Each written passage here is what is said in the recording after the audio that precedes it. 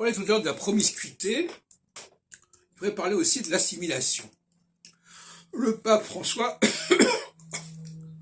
j'ai écouté ça sur Radio Notre-Dame, je crois, enfin, ou ailleurs, s'inquiète ou s'interroge sur l'assimilation. Est-ce qu'il est nécessaire que les gens veuillent s'assimiler? Parce qu'en voulant s'assimiler, ils créent de la promiscuité d'une certaine manière. Puisque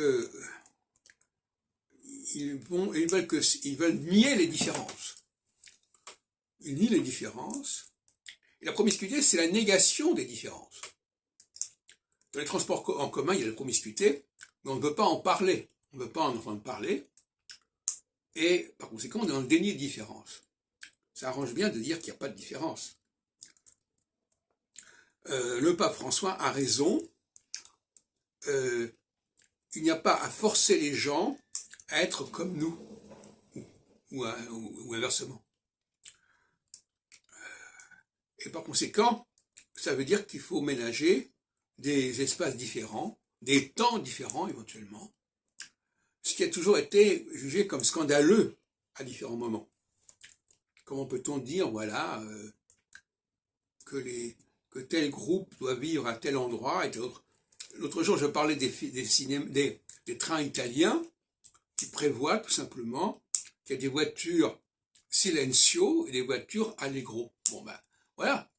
C'est-à-dire que on n'est pas obligé de vivre de la même manière. Si les gens ont des valeurs, ils ne peuvent pas nous les imposer nécessairement. On est bien d'accord là-dessus. Et inversement. La promiscuité, c'est vouloir imposer à l'autre, ou se voir imposer par l'autre, des valeurs, des modes de fonctionnement qui ne sont pas les nôtres, qui ne sont pas les siens. Donc je crois qu'il faut regarder le XXe siècle comme un endroit, que ce soit en 1940 ou en 1989, comme un lieu, un temps où l'on a voulu refuser la promiscuité. On a voulu séparer, tout en étant éventuellement dans un même ensemble.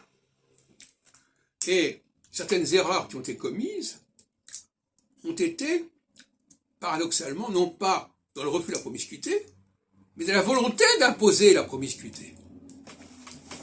Et par exemple, la Russie, l'URSS, a vraiment commis des erreurs à ce niveau-là, qui n'auraient peut-être pas abouti à ce qui s'est passé en 89 et en 91, à savoir ne pas comprendre qu'il fallait séparer les groupes, séparer les modes de fonctionnement, séparer les traitements.